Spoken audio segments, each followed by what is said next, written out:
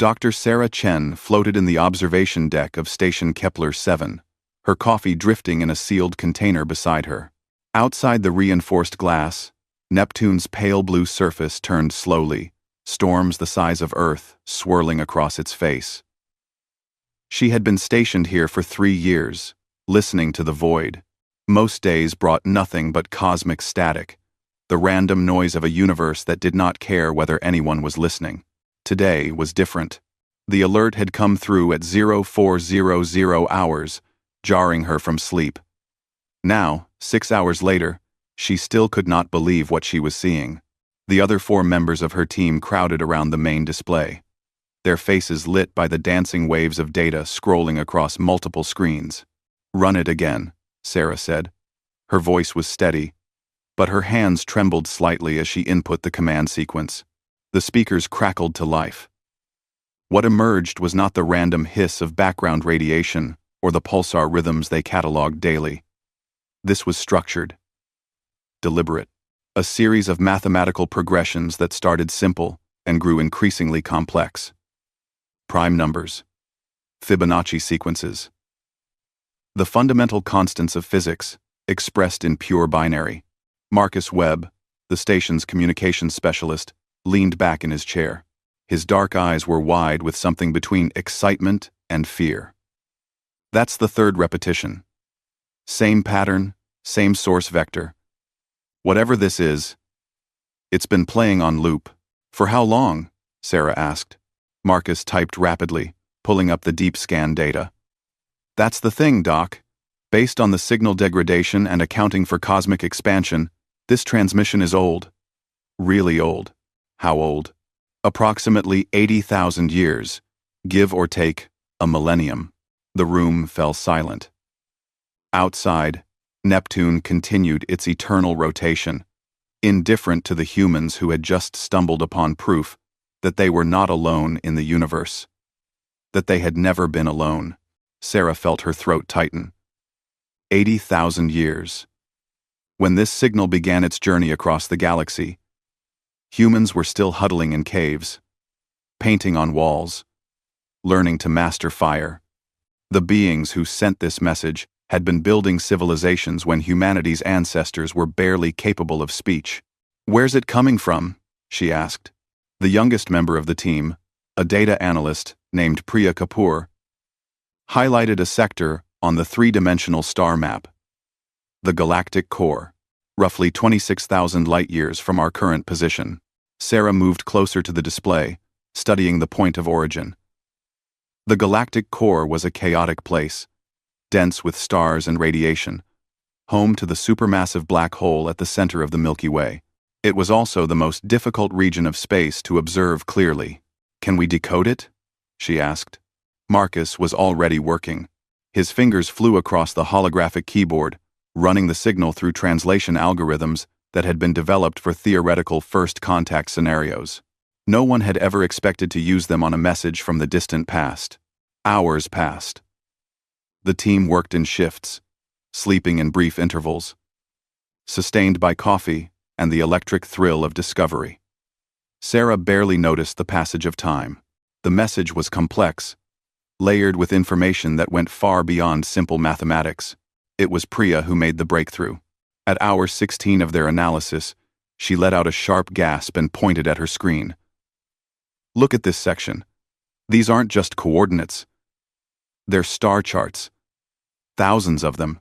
Sarah hurried over, her exhaustion forgotten. The data Priya had isolated showed stellar positions, navigation markers, what appeared to be trade routes or communication pathways connecting distant systems. It was a map of the galaxy, but not as humanity knew it. This was older, showing star positions as they had been 80 millennia ago. Why would they send star charts? Marcus wondered aloud. "To show us where they were," Sarah said slowly. "Or where others were." Another day passed. The team expanded the signal processing, using every tool at their disposal. The message revealed itself in layers, like an archaeological dig conducted in data. Beneath the mathematical proofs and star charts, they found something else. Something that made Sarah's blood run cold. It was a distress call. The specifics were difficult to translate without understanding the alien language, but the emotional context was clear. Desperation. Loss. A plea sent into the void in the hope that someone, someday, would hear. But there was more. Embedded within the distress call was another sequence. Distinct and purposeful. "It's a challenge-response protocol," Marcus said, his voice barely above a whisper. "They're asking for confirmation." Confirmation of what? That there's still intelligent life in the galaxy. That someone survived. The implications hit Sarah like a physical blow. This was not just a message. It was a test. A beacon left by a civilization that had faced something terrible. Something that had driven them to send out one final transmission before disappearing into history. They wanted to know if anyone would ever answer. And for 80,000 years, no one had. Sarah immediately contacted Earth. The transmission lag was 45 minutes each way, but she sent everything they had discovered. The data packages containing the signal, their analysis, the decoded portions of the message. She marked it with the highest priority designation available to civilian researchers. The response from Earth Command came faster than she expected. Within 2 days, Station Kepler 7 was swarming with new personnel. Military cryptographers, xenolinguistics experts, representatives from the United Earth Council.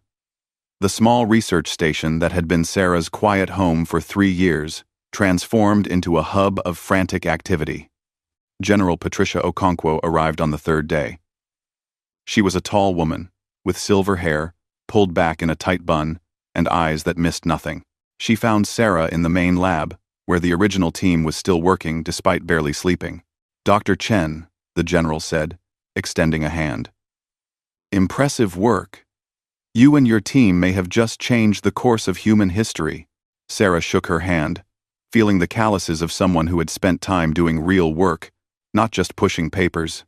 "General, what happens now? Now we decide if humanity answers." They convened in the station's largest conference room. The table could seat 20, and every chair was filled. Scientists, military officers, politicians, connected via holographic link from Earth. The debate that followed was intense. "We cannot respond," argued Ambassador Chen Zhao, his holographic form flickering slightly with transmission lag. "We know nothing about who sent this, or why. Broadcasting our location could invite disaster." "The message is 80,000 years old," countered Dr.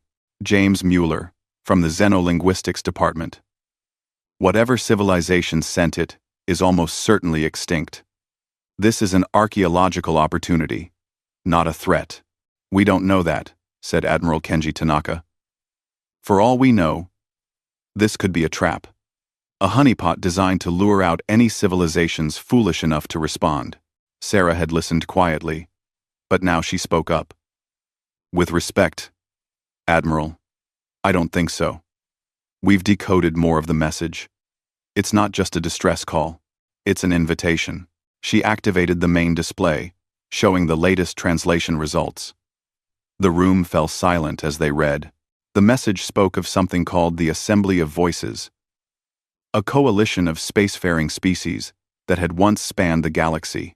Hundreds, perhaps thousands of civilizations working together, sharing knowledge, maintaining peace. The star charts weren't just navigation data. They were addresses, meeting points, the infrastructure of a galactic community that humanity had never imagined existed, but something had happened. The message did not fully explain what, but the urgency was clear. The assembly had been destroyed or scattered. The beacon was their final act. A time capsule, a memorial, a hope that someday, someone would find it and know that they had existed. And more than that, the challenge response protocol was not just asking if anyone was out there. It was asking if anyone was brave enough to say so, to announce themselves to a galaxy that might be hostile or empty. To take the risk that contact requires. "They're asking if anyone has the courage to not be alone," Sarah said quietly. The debate raged for hours, Some argued for caution, for observation, for sending probes instead of messages. Others insisted that humanity had a moral obligation to respond. That silence in the face of such a message would be a betrayal of everything the human spirit represented. It was General Okonkwo who finally cut through the argument. "We've been searching for signs of intelligent life since we first looked up at the stars. We've sent out our own messages, our own beacons, hoping someone would hear. Now someone is asking us the same question. Do we exist? Are we here? Are we brave enough to answer?" She looked around the table, meeting each person's eyes in turn. "If we stay silent out of fear, we're not the species I think we are." The vote took another full day. Earth's government was divided, but in the end, the decision came down to a simple majority in the United Earth Council. Humanity would respond. Sarah was given the honor of crafting the message. She spent 3 sleepless days working with linguists, mathematicians, artists, and historians. The response had to be clear, had to prove intelligence, had to convey who and what humanity was. They started with mathematics, mirroring the structure of the original signal. Then came physics, chemistry, biology. A primer on how humans understood the universe. After that came information about Earth, its location, its history. Images of human civilization across the millennia. Art and music. Literature and science. But Sarah insisted on something more. She insisted they include the struggles, the wars and failures, the times humanity had nearly destroyed itself, because whoever had sent that signal had faced something terrible, and they deserved honesty, not propaganda. The final section of the message was simple. A declaration in mathematics, in images, in every form of communication they could devise. We hear you. You are not alone.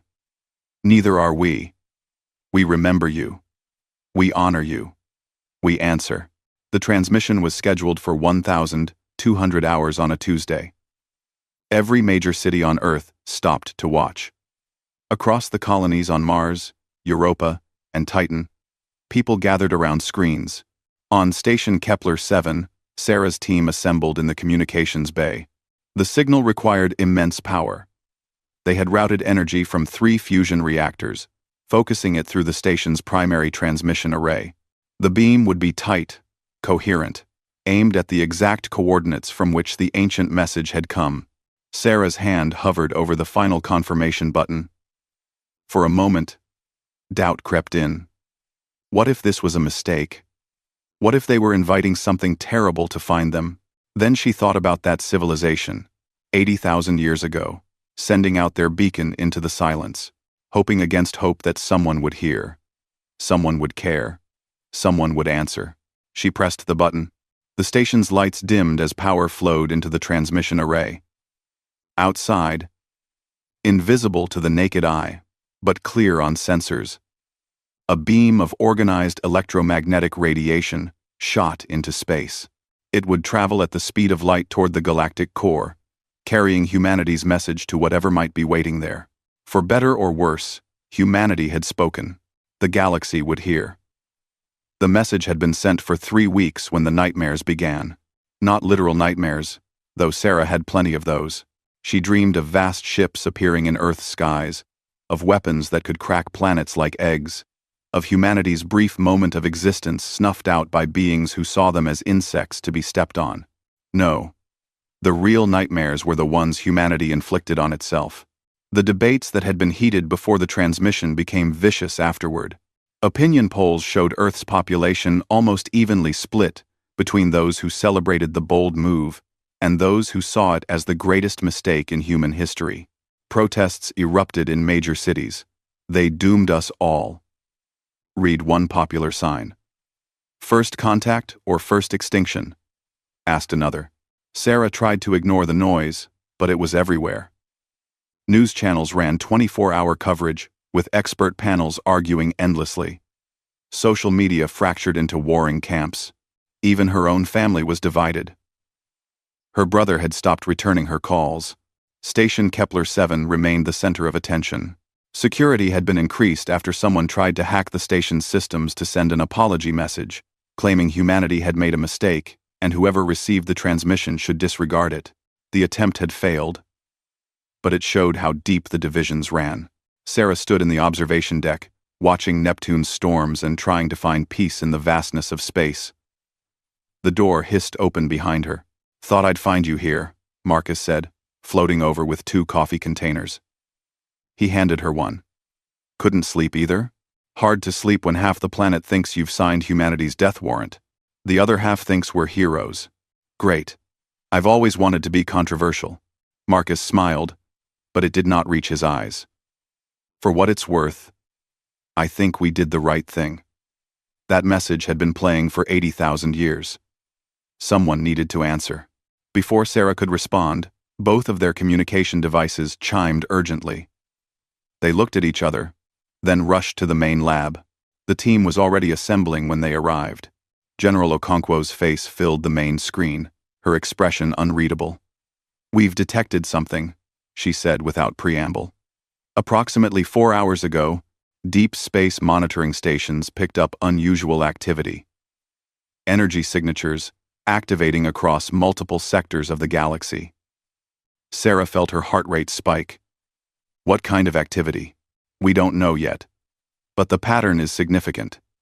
These signatures are appearing at coordinates that match star systems from the original message's star charts." Priya pulled up a galactic map. Red dots were appearing across it.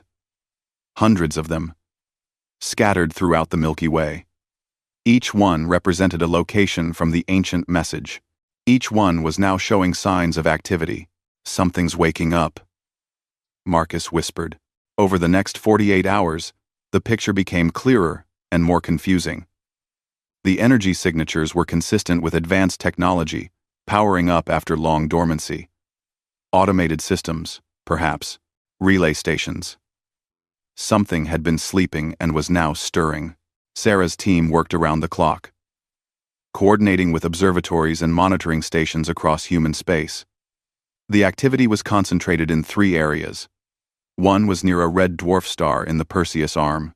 Another was in a nebula in the Sagittarius region. The third was the most concerning, a cluster of signals from deep space, far from any known stellar system. Then, on the 30th day after humanity's transmission, contact was made. It did not come as a thunderous arrival or a dramatic appearance.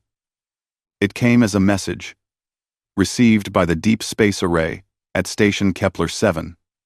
The alert woke Sarah from a fitful sleep. She reached the lab in record time, not bothering to smooth her hair or change from her sleep clothes.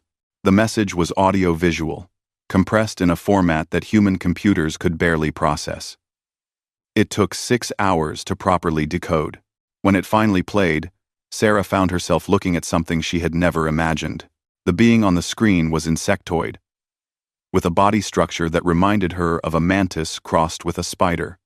Its exoskeleton gleamed with an opalescent sheen that shifted colors as it moved. Multiple eyes, arranged in a cluster on its elongated head, reflected light like polished gems. When it spoke, the sound was translated by algorithms into something approximating human language, though the cadence was strange, almost musical. "We are the Cathara," the being said, "archivists of the Third Assembly. We have slept for 79,412 of your years.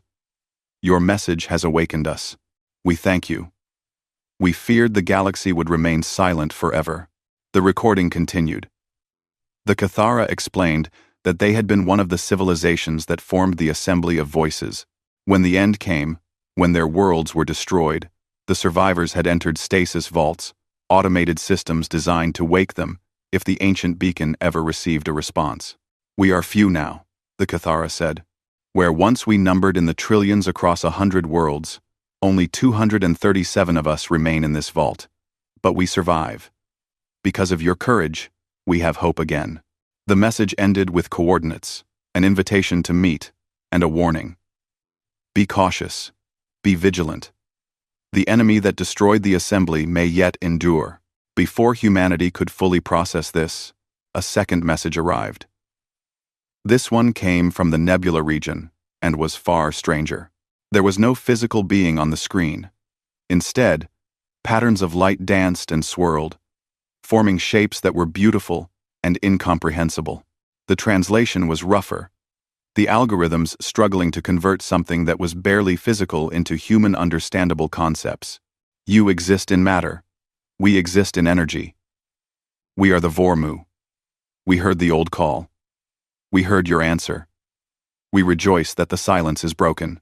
The Vormu were beings of pure energy, living within the electromagnetic fields of nebulae and stellar phenomena. They had been part of the assembly, contributing their unique perspective and abilities.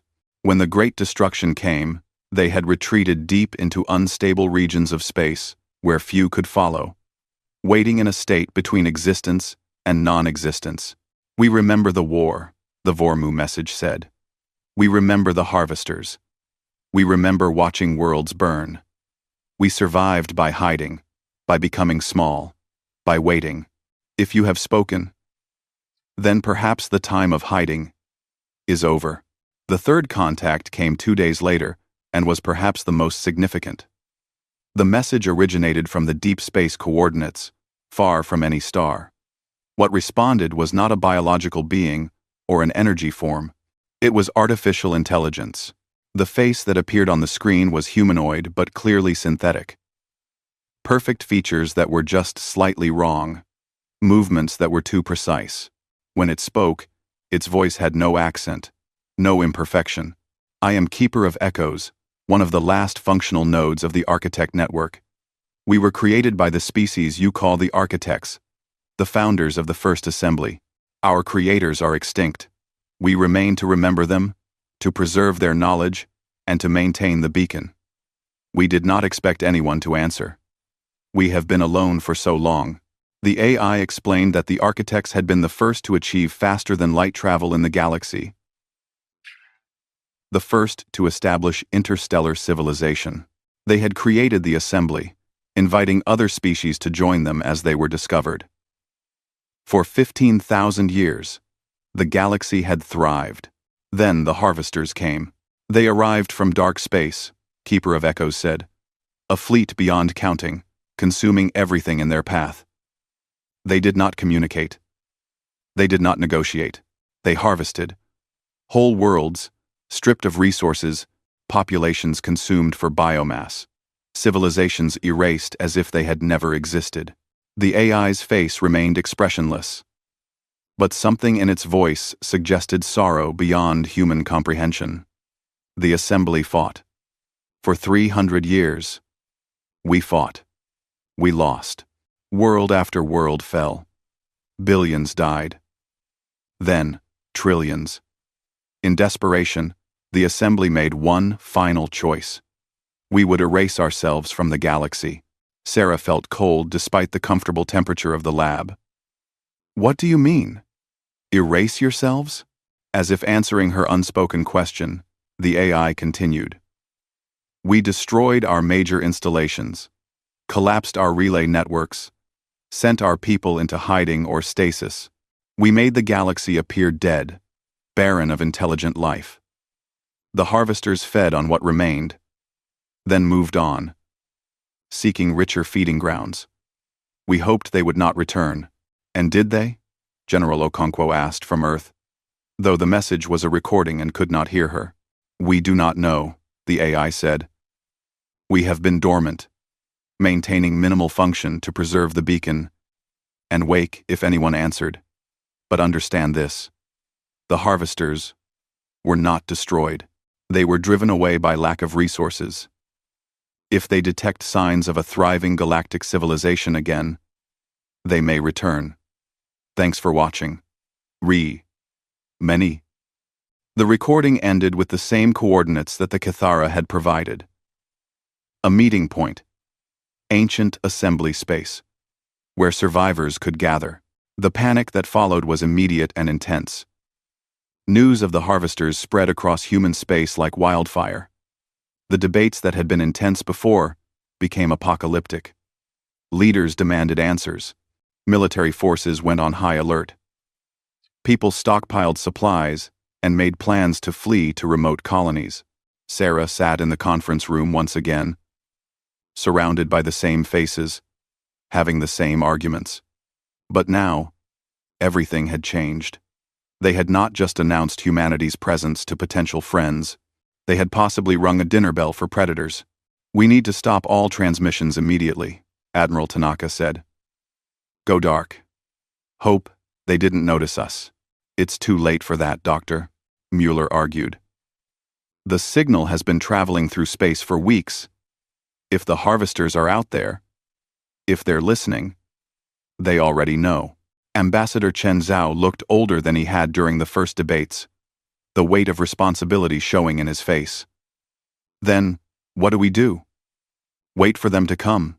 General Okonkwo leaned forward, her hands clasped on the table. "No.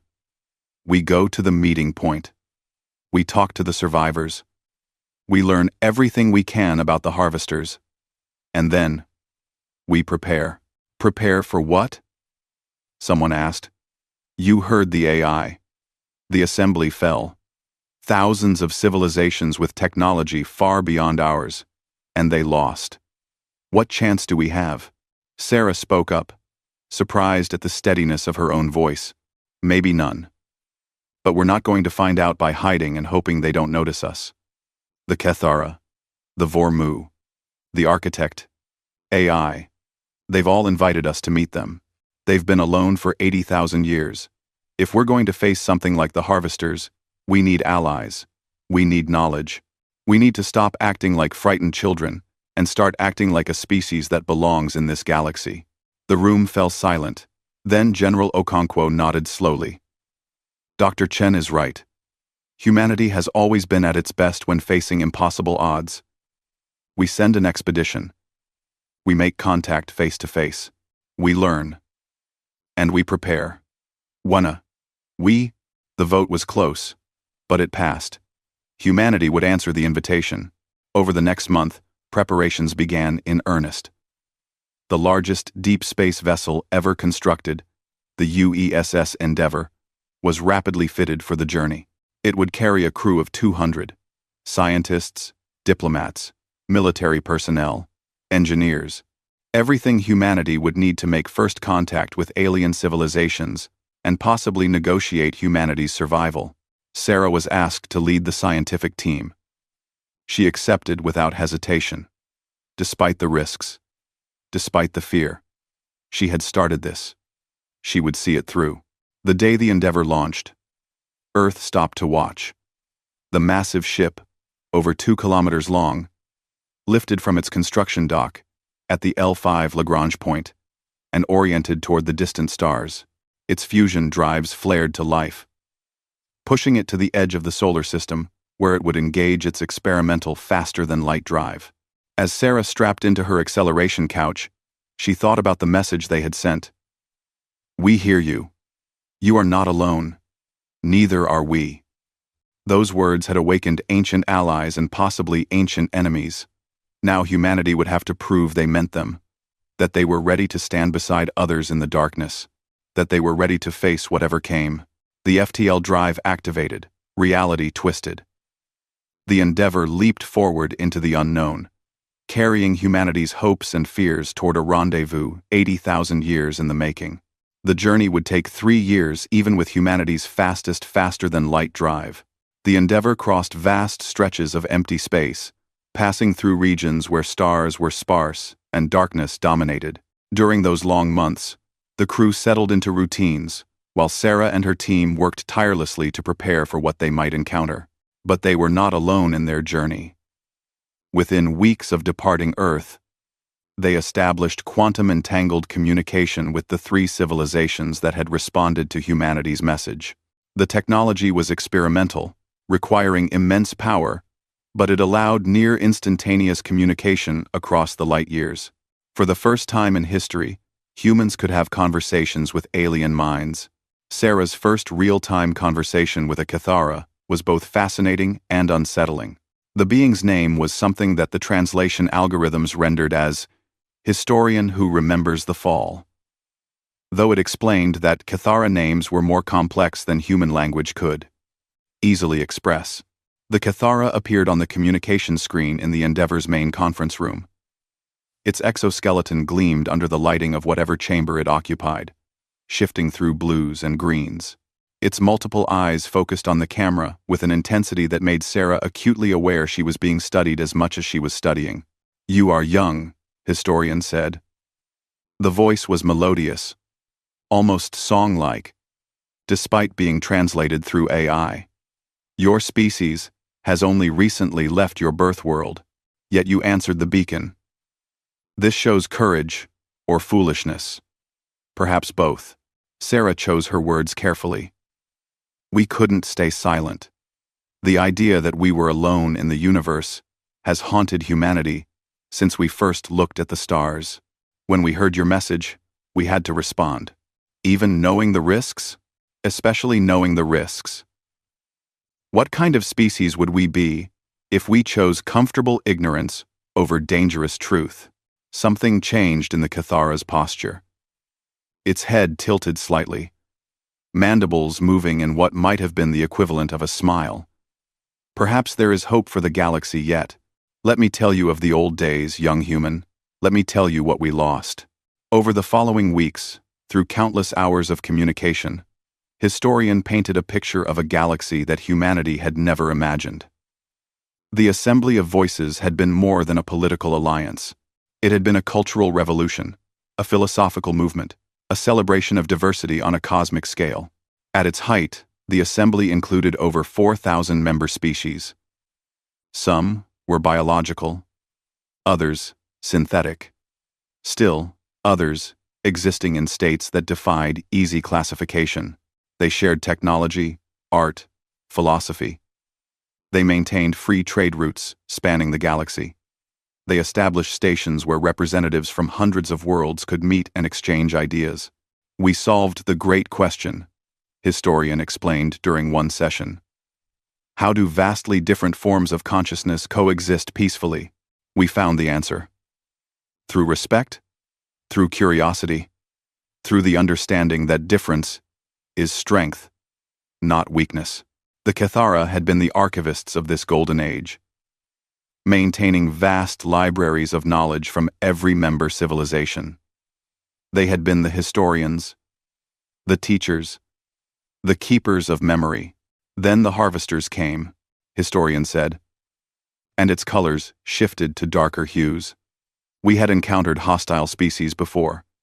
War was not unknown to us. But the harvesters were different.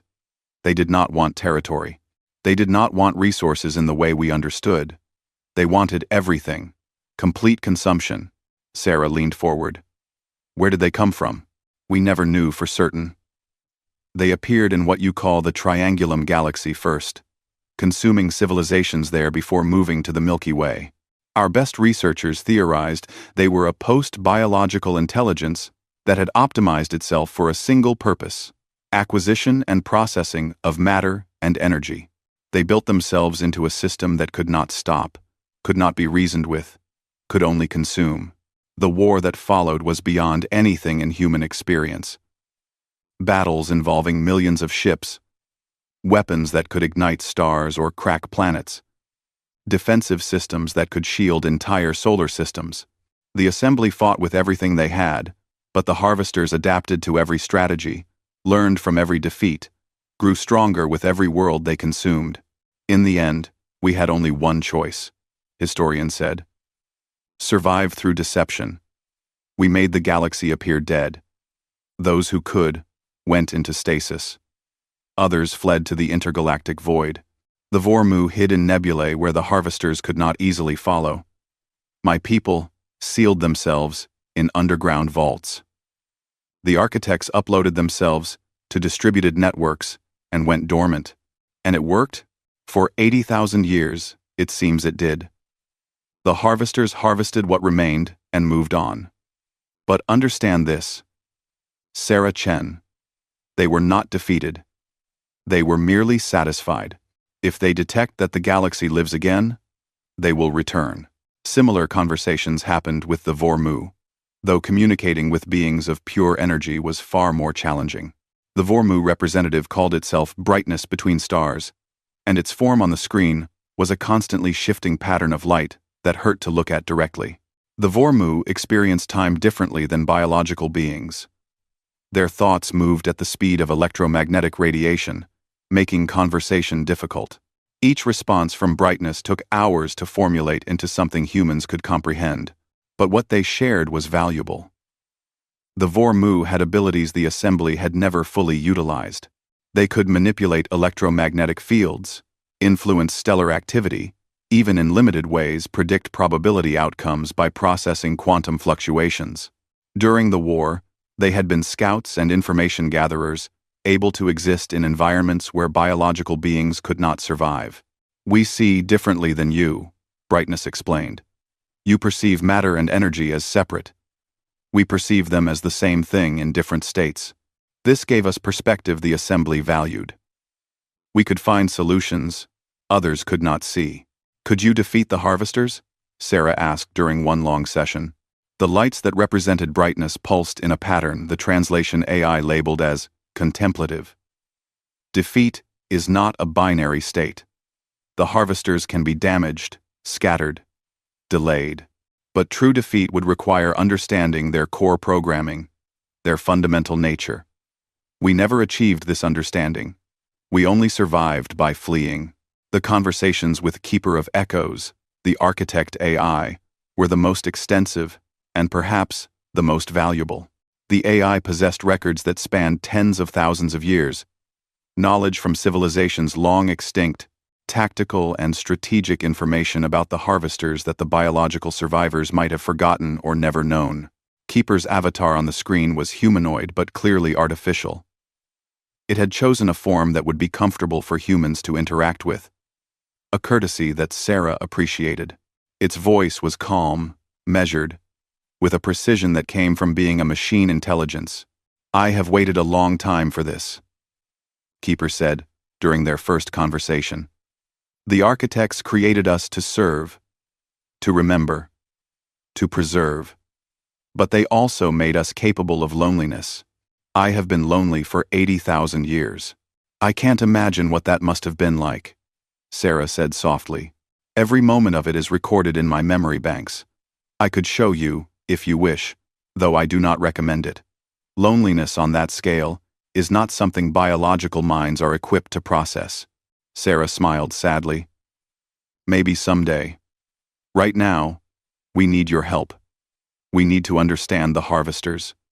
How they think, how they operate, what their weaknesses are." Over the next months, Keeper provided extensive briefings. The crew of the Endeavour learned things that made them grateful for the vast distance still between Earth and the galactic core. The harvesters operated as a networked intelligence, individual units coordinated through quantum-entangled communication that made their fleets move with perfect synchronization. They could convert any matter into more of themselves, spreading like a virus through star systems. Their ships were not built in factories but grown, assembled molecule by billions of nanoscale machines. They are efficient beyond measure, Keeper explained. When they attack a world, they analyze its defensive capabilities and optimize their approach. They learn from every engagement. By the time the assembly understood how dangerous they were, it was already too late. "What hurt them?" Sarah asked. There must have been something. Unpredictability, rapid adaptation, tactics they had not encountered before. The harvesters are optimized, but optimization requires pattern recognition. When faced with truly novel approaches, they need time to adapt. That is where the assembly had its few victories. Sarah thought about this. Humanity was nothing if not unpredictable. Humans had a talent for improvisation, for finding creative solutions to impossible problems. Maybe that would be enough. Maybe. As the Endeavour drew closer to the rendezvous point, another development changed everything. Deep space sensors detected anomalous readings in several sectors of the galaxy, energy signatures that matched records of harvester technology. "They are awakening," Keeper said when informed of the readings. "The increased communications, The activity from our meeting preparations. They have noticed. The harvesters are stirring from dormancy. General Okonkwo, who had insisted on joining the expedition despite her age, called an emergency meeting of the command staff. How long do we have? Unknown. Keeper's avatar replied from the communication screen. Harvester scout vessels are distributed throughout the galaxy, left behind to monitor for signs of renewed civilization. When they detect sufficient activity, they send signals to the main fleet in dark space. Based on historical records, the main fleet could arrive within 1 to 10 years of being summoned. Then we don't have time to waste, Sarah said. We need to reach the rendezvous point, coordinate with the others, and figure out how we're going to survive this. The last leg of the journey seemed to take forever, though it was only weeks. The Endeavour pushed its drives to maximum safe capacity, racing toward the coordinates that had been provided by all 3 civilizations. The location was significant, Keeper explained. It was the site of the first assembly station, built by the architects 15,000 years before their fall. When they finally arrived, Sarah stood in the observation deck and stared in awe at what awaited them. The station was massive beyond comprehension, a structure that dwarfed any human construction. It was built into an asteroid cluster, utilizing hundreds of individual rocks welded together by technology that made them stronger than steel. Lights gleamed across its surface, systems reactivating after millennia of darkness, and around it, ships were gathering. A Cathara vessel, organic-looking and graceful, its hull grown rather than built, something that might have been a Vormu ship, though it looked more like a contained storm of energy than a physical object. Smaller automated vessels, likely controlled by Keeper of Echoes. The Endeavour moved into orbit, and Sarah felt a chill run down her spine. This was it. First contact. Not through screens and translated messages, but face-to-face. Representatives of 4 civilizations, 3 of them survivors of a war that had destroyed thousands of others, meeting to decide if the galaxy had a future. All hands, General Okonkwo's voice came over the intercom. Prepare for contact protocols. We're about to make history. Let's make sure we do it right. Sarah took a deep breath and headed for the shuttle bay. Below, on the ancient assembly station, others were gathering. The silence of 80,000 years was truly broken now. The question was whether they had awakened in time to prepare, or whether they had simply announced themselves to predators who were already on their way. The shuttle descended through the station's atmospheric containment field, and Sarah felt gravity return as they entered the docking bay. Through the viewport, she could see the interior of a structure built by beings who had mastered space travel when Earth was still in an ice age. The walls were smooth, composed of materials that seemed to absorb and reflect light simultaneously. Geometric patterns covered every surface, perhaps decorative or perhaps functional in ways human science could not yet understand. The shuttle settled onto a landing platform beside 2 other craft. One was clearly the Cathara vessel. All curves and organic shapes that looked grown rather than manufactured. The other was harder to classify. A crystalline structure that pulsed with internal light. The Vormu's physical anchor. In this dimension, Sarah's team disembarked slowly, each step feeling weighted with significance. They wore standard diplomatic attire with integrated environmental suits, just in case, though sensors indicated the atmosphere was breathable. General Okonkwo led the way, her military bearing evident in every movement. A doorway eye-rised open in the far wall, and Sarah's breath caught. Walking toward them were the Cathara. 5 of them, moving with a grace that belied their insectoid appearance. The lead figure was Historian Who Remembers the Fall, recognizable from their video calls by the unique pattern of colors that shifted across its exoskeleton. "Welcome," Historian said, its voice now unmediated by electronic translation. Sarah realized with shock that the Cathara had learned human speech, its mandibles and vocal apparatus adapting to produce sounds close enough to English that the meaning was clear. "You have traveled far. The assembly stations remember humanity now." General Okonkwo stepped forward and did something that surprised Sarah. She placed her hand over her heart and bowed slightly. a gesture of respect. "We are honored to meet you face to face, historian. Humanity thanks the Cathara for their welcome." The Cathara's colors shifted to warmer tones. What Sarah had learned was their equivalent of a smile. "Come." The others wait. "We have much to discuss." They walked through corridors that hummed with renewed power. Lights activated as they passed, responding to presence after 80,000 years of darkness. The station's AI, connected to Keeper of Echoes' network, had been working constantly to restore functionality to this ancient place. The meeting chamber was vast, clearly designed for gatherings of many species. The ceiling rose high overhead, covered in what looked like stars, but were actually light sources mimicking the galactic core's sky. In the center was a circular platform with spaces for different environmental requirements. The Vormu were already there, their forms contained within fields of electromagnetic energy. Brightness between stars, manifested as a swirling pattern of light that occasionally condensed into something almost solid before dispersing again. When it spoke, the sound came from vibrating air itself. "Humans, you exist. We have wondered what beings who would answer the old call would be like. You are smaller than we expected. Also, more solid." Sarah couldn't help but smile. "We could say similar things about beings of pure energy. It's an honor to meet you in person." Brightness. A series of holographic projectors activated around the room, and Keeper of Echoes manifested in multiple locations at once.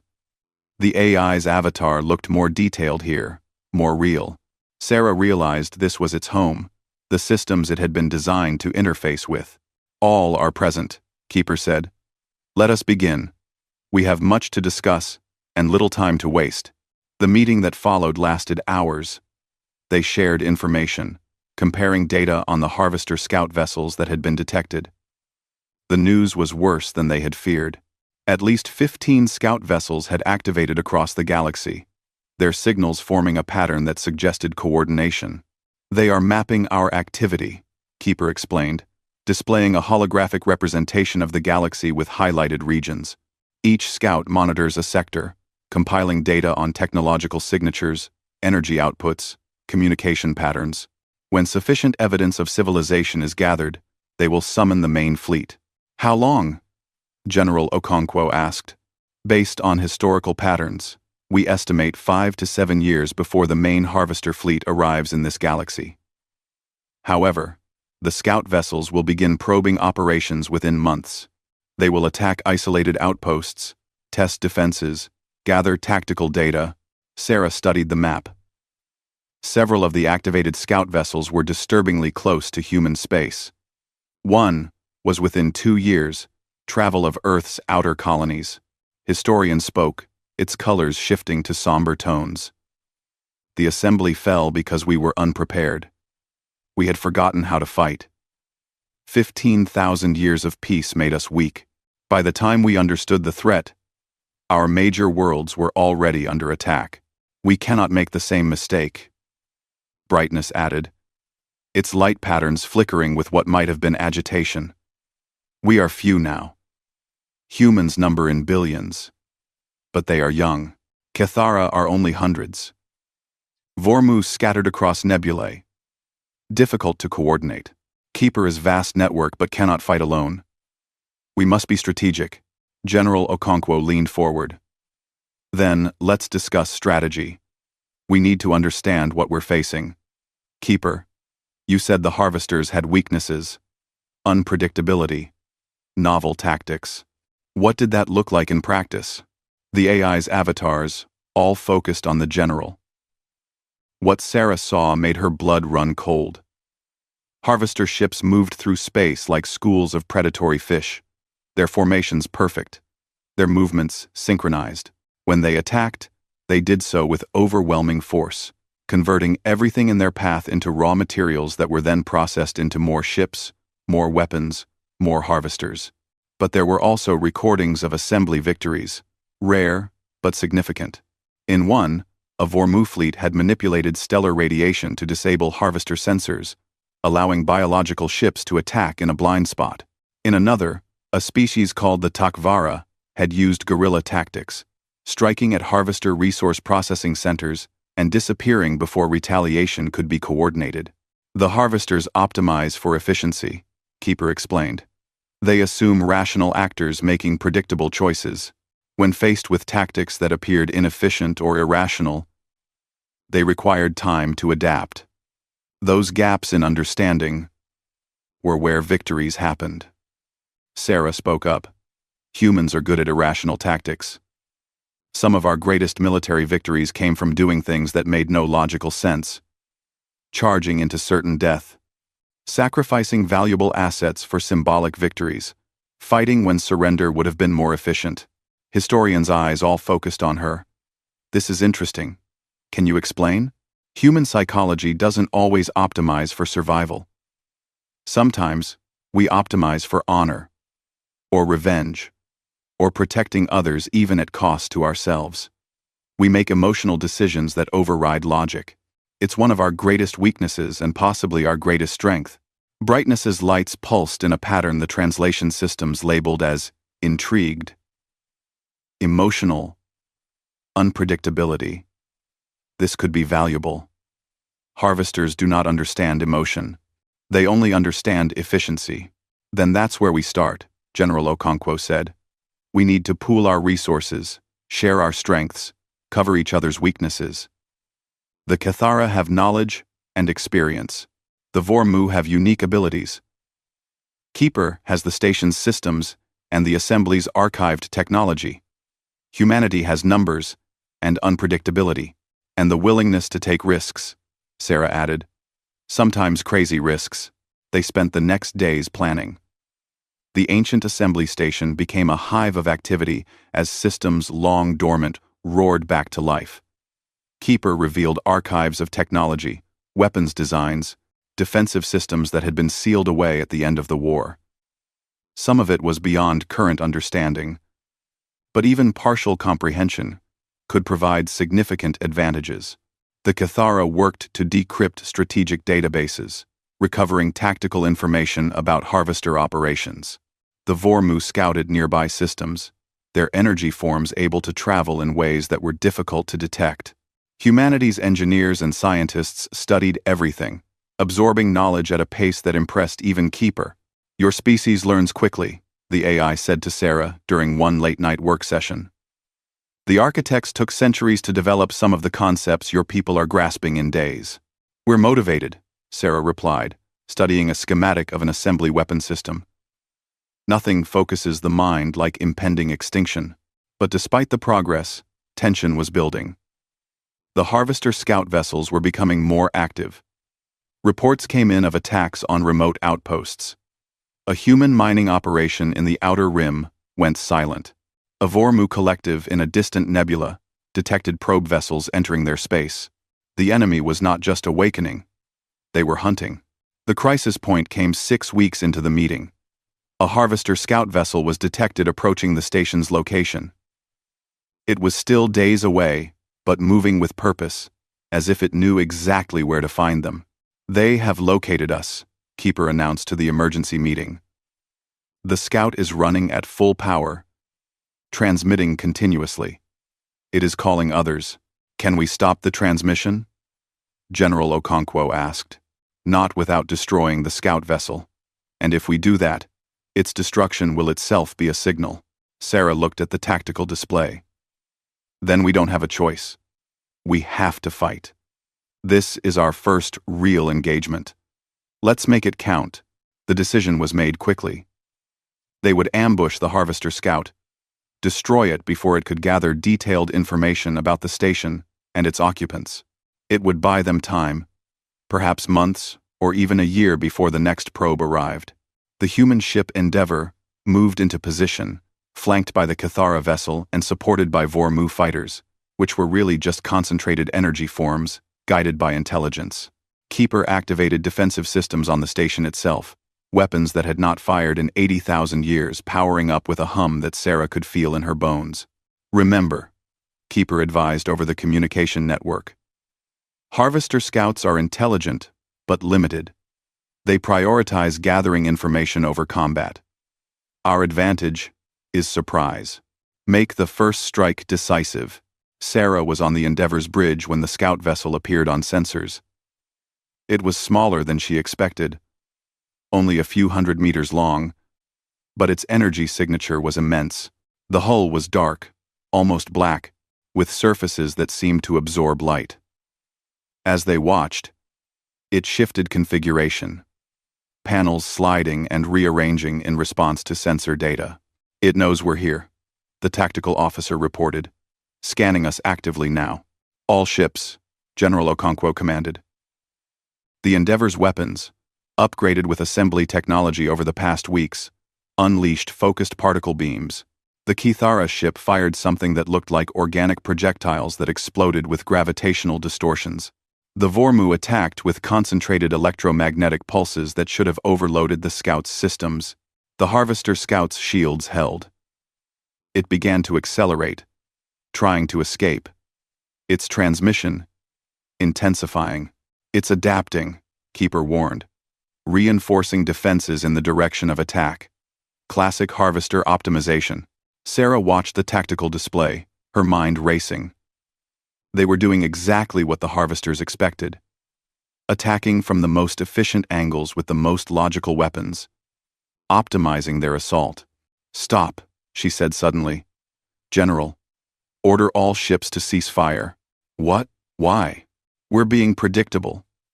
We need to do something they won't expect." General Okonkwo looked at her for one long moment, then nodded. "All ships, cease fire."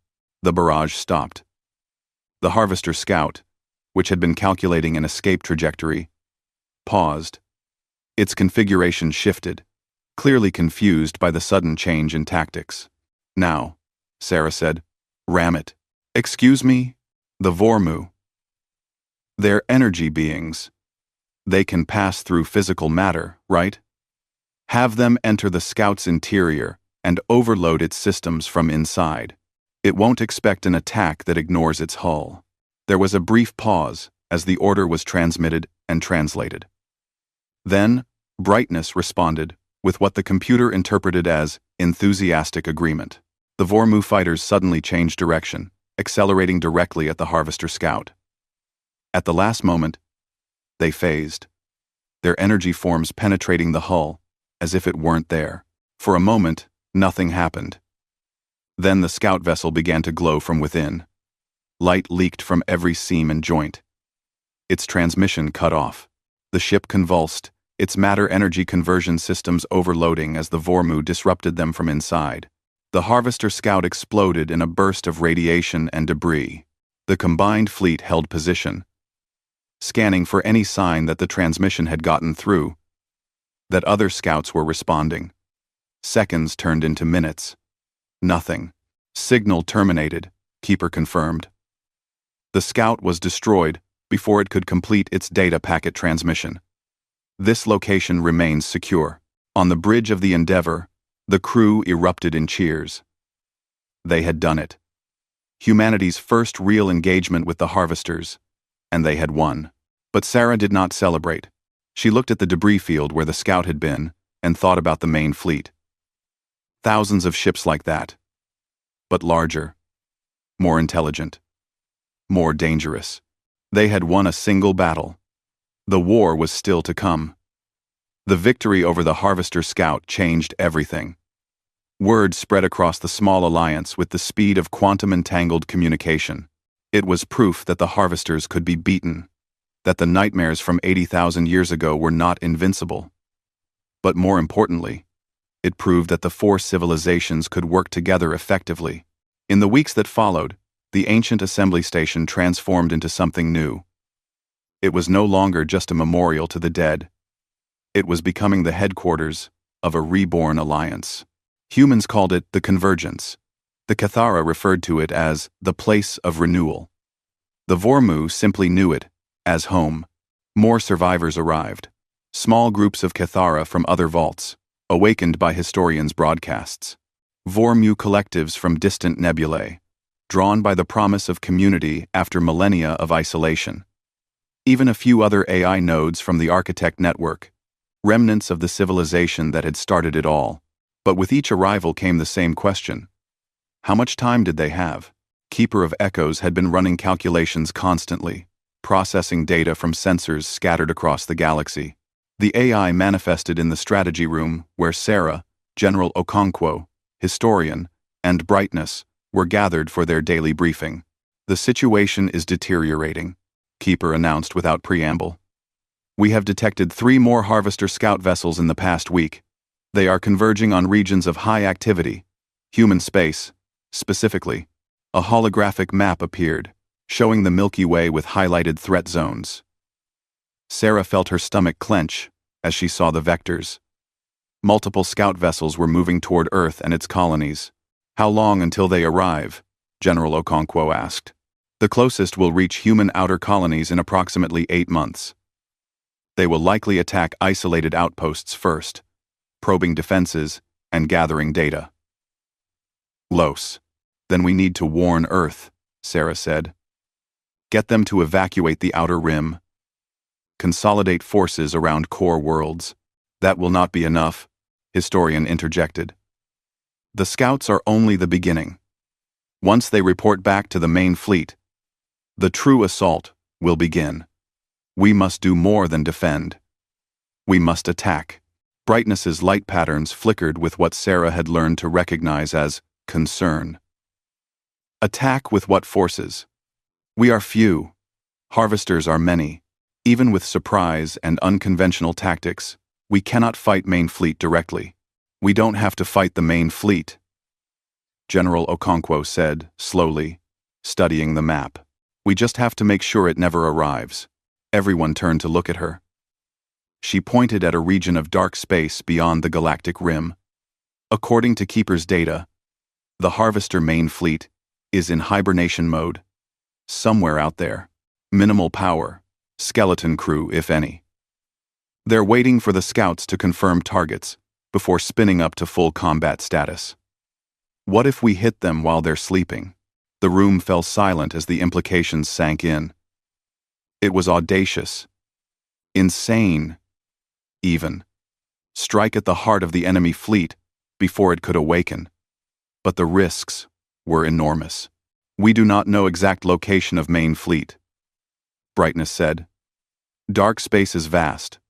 Could search for years, but the scouts do know, Sarah said, excitement building. They're receiving instructions from somewhere.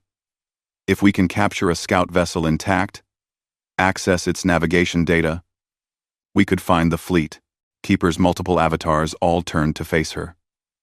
This is extremely risky. Capturing a Harvester vessel intact has never been accomplished. They self-destruct when disabled. The assembly never had the Vormu phase inside and disable systems before the self-destruct could trigger. Sarah countered. We know it works. We just did it. Once. Historian cautioned. We succeeded once. The Harvesters adapt. Next scout will be prepared for such attack. General Okonkwo stood, her decision made. Then we'd better hit the next scout before they finish adapting. Keeper. Where's the nearest scout vessel? Approximately 4 days' travel from here. It is moving toward a region of space that was once heavily populated. Likely investigating energy signatures from our ships. Perfect. We leave in 6 hours. Prepare all combat-capable vessels. The mission preparation was intense. The Endeavor was joined by 3 Cathara ships. Their organic hulls reinforced with assembly technology that Keeper had helped them fabricate. The Vormu committed a dozen of their strongest fighters, energy beings who could maintain coherence even in the hostile environment of combat. Sarah insisted on being part of the mission. General Okonkwo tried to refuse, arguing that the mission was too dangerous for civilian scientists. But Sarah was adamant. I've been part of this from the beginning, she said. When we discovered the signal, when we decided to respond, when we planned this alliance. I'm not staying behind while others risk their lives. In the end, the general relented. Sarah would remain on the Endeavor but would coordinate with the Vormu fighters, having developed a working understanding of their unique perception and capabilities. The trap was set near an abandoned mining complex in the outer reaches of a dead system.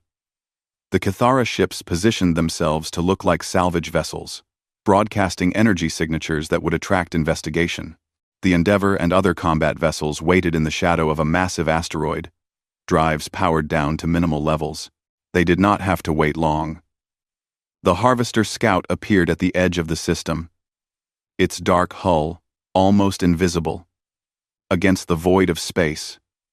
It moved cautiously, scanning the Cathara ships with active sensors. "It's suspicious," the tactical officer reported, maintaining distance, not approaching. "It learned from what happened to the other scout," Keeper said from the communication screen. "It knows we destroyed one of its kind. It is being cautious. Then we need to give it something it can't resist," Sarah said. She opened a channel to the Cathara ships. "Historian, can your vessels fake a catastrophic failure? Make it look like you're helpless?" "We can do better," Historian responded. "We can fake being attacked by something else. Give Scout reason to investigate." The Cathara ships suddenly burst into activity. Their weapons fired at nothing. Their hulls showed simulated damage. Their broadcasts shifted to distress frequencies. It was a convincing performance of a fleet under assault by an unseen enemy. The Harvester Scout moved closer, its curiosity apparently overriding its caution. It accelerated toward the Cathara ships, sensors active, clearly trying to identify what was attacking them. "Now," General Okonkwo commanded. The Endeavour and the other hidden ships dropped their stealth measures and opened fire. The Vormu fighters launched from concealed positions, phasing through asteroids and racing toward the Scout. But the Harvester was ready. Its shields were already optimized, stronger than the previous Scout's defenses. It began to spin, presenting different hull aspects to different attackers, maximizing its defensive coverage. "It's adapted," Sarah said, watching the tactical display. "It knows our tactics." The Scout returned fire, its weapons frighteningly accurate. The Cathara ships took hits, their organic hulls ablating under focused energy beams. One of the Vormu fighters dissipated, its energy matrix disrupted beyond recovery. "We need to try something else," Sarah said urgently. "Something it won't expect." She studied the battlefield, her mind racing. The Harvesters optimized. They adapted. They learned. But they did so based on logical assessment of threats. What would they not expect? Then she had it. "General, order the Endeavour to ram the Scout. Full speed." "Are you insane? We'll be destroyed." "No, we won't. Trust me." She opened a channel to brightness. "Can your people create a gravitational distortion? Make it look like we're going to hit but bend our trajectory at the last second?" There was a pause. Then brightness responded. "Possible. Difficult. Dangerous. But possible. Do it." The Endeavour suddenly accelerated, all engines firing at maximum. It was the least efficient, least tactical move imaginable.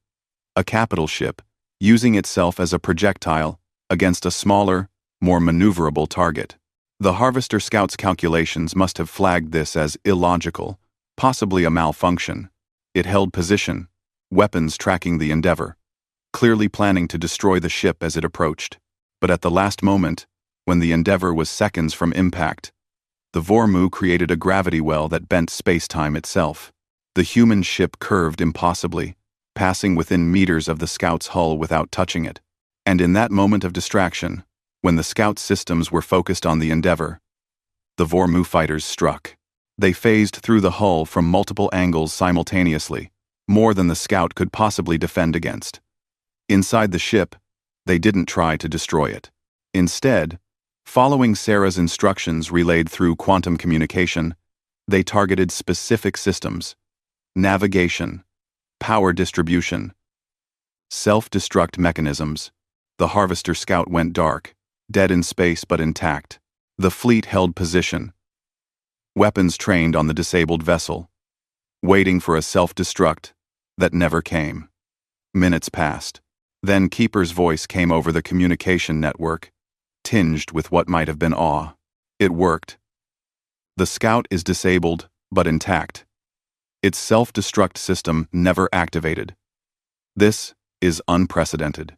General Okonkwo looked at Sarah with something like respect. Sometimes I think you're as crazy as the harvesters think we all are.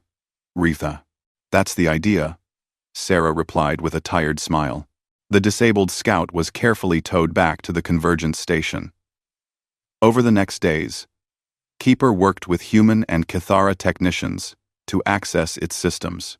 The technology was alien in ways that made even assembly designs seem familiar. But gradually they cracked the encryption. What they found changed everything. The Scout's navigation database contained the location of the main harvester fleet. It was in dark space between galaxies, exactly as suspected. But more importantly, it contained the activation timeline. The main fleet was not yet fully awake. It would take time, years even, for the massive ships to power up from hibernation, but the countdown had already started. The Scouts had sent enough preliminary data. The main fleet was beginning to stir. We have perhaps 5 years, Keeper calculated. Maybe less if more Scouts report successfully. The main fleet will come to this galaxy. Nothing can stop that now. But we might be able to destroy it before it arrives in force. The plan that emerged was desperate and brilliant. They would take the fight to the harvesters. A strike force would travel to the dark space coordinates, hitting the main fleet while it was still vulnerable. It was a suicide mission by any rational calculation, but as Sarah had noted, humans were good at irrational decisions. The Endeavor was retrofitted with every weapon system the assembly archives could provide. Cathara ships were armored with experimental materials. The Vormu prepared energy weapons of incredible power, and Keeper began manufacturing drone vessels, automated ships that could be sacrificed without risking biological lives. Earth was informed of the plan. The response was mixed. Some called for evacuation, for humanity to flee to distant galaxies, and hoped the harvesters never found them. But others, inspired by Sarah's team and the alliance they had built, voted to fight. Reinforcements began arriving at the convergence.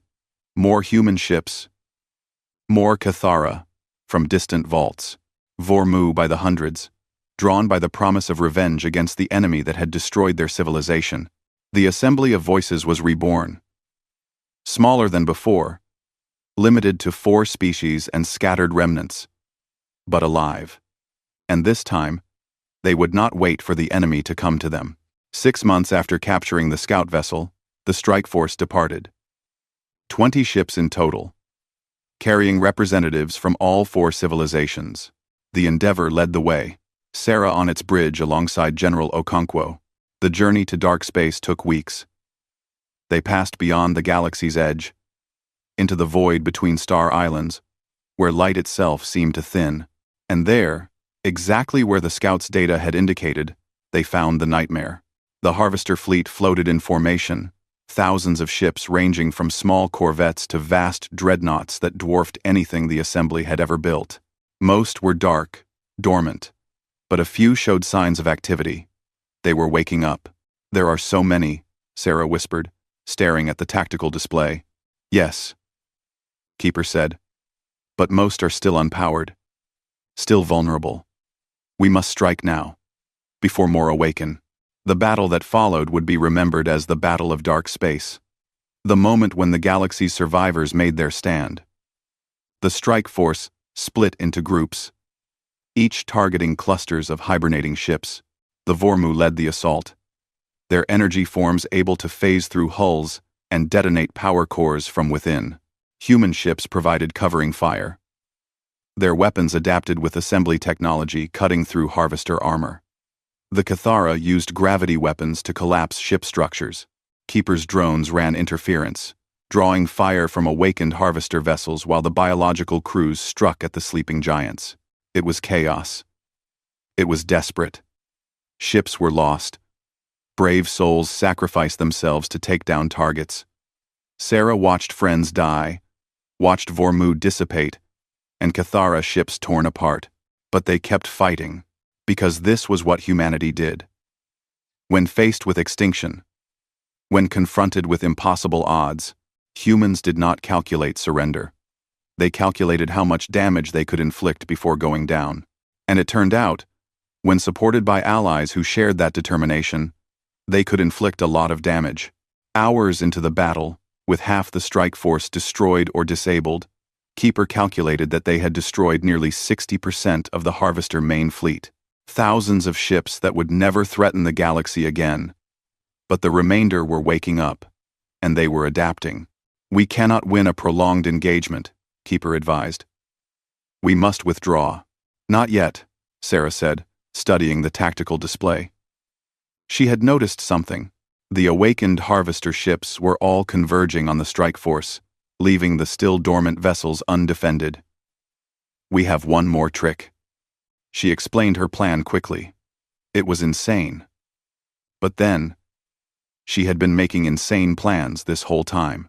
The Vormu gathered together, combining their energy matrices into something unprecedented. A single, unified consciousness. Temporary but immensely powerful, they phased deep into the Harvester formation, past the awakened ships, into the heart of the sleeping fleet. And there, they created a star. Not a real star, but close enough. A fusion reaction, initiated by sheer concentrated energy, sustained for just seconds, but releasing catastrophic radiation. The dormant Harvester ships, their shields unpowered, their systems inactive, were consumed in the blast. The explosion was visible even from the Endeavor, a new sun born and dying in the darkness between galaxies. When it faded, the Harvester fleet was broken. Scattered debris and guttering hulls were all that remained of the armada that had once destroyed thousands of civilizations. The Vormu survivors, fewer now but triumphant, returned to the fleet. The remaining Harvester ships, perhaps 100 out of thousands, fled into deep space. The battle of dark space was over. Against all odds, the Alliance had won. The journey home took months. The battered fleet limped back to the Convergence, carrying their wounded and their dead, carrying also the news that would change the galaxy forever. The Harvesters had been defeated. Not completely, not permanently, but decisively. The main fleet was destroyed. The threat that had haunted the Assembly of Voices for 80,000 years was broken. When the Endeavor docked at the Convergence station, Sarah stood in the observation deck one last time, looking out at the ships gathering there. More arrived every day, species that had hidden for millennia, emboldened by the victory, new civilizations that had developed in isolation, drawn by broadcasts of the Assembly's return. Historian found her there, its colors shifting through patterns that Sarah had learned meant contentment. "Your species is remarkable," the Cathara said. "You answered a signal no one else dared to answer. You faced enemies that destroyed the old Assembly. You did the impossible." "Anyone. We had help," Sarah replied. "We couldn't have done it alone. Perhaps. But you were the ones who spoke when others were silent. You were the ones who said yes when caution demanded no. The galaxy has been quiet for 80,000 years." Sarah Chen. But humanity made it loud again. Sarah smiled, thinking about the long journey that had brought them here. From a small research station orbiting Neptune to the rebirth of a galactic civilization, it had started with a simple decision: to answer a call from the void. To believe that not being alone was worth any risk. "The Assembly of Voices has returned," she said softly, echoing the words from the message they had sent out to any remaining survivors. Outside the window, more ships arrived. Representatives from species humanity had never dreamed existed. All drawn by the beacon that had waited 80,000 years for someone brave enough to answer. The galaxy was alive again. And humanity, the young species that had dared to speak into the darkness, had helped make it so. This was just the beginning.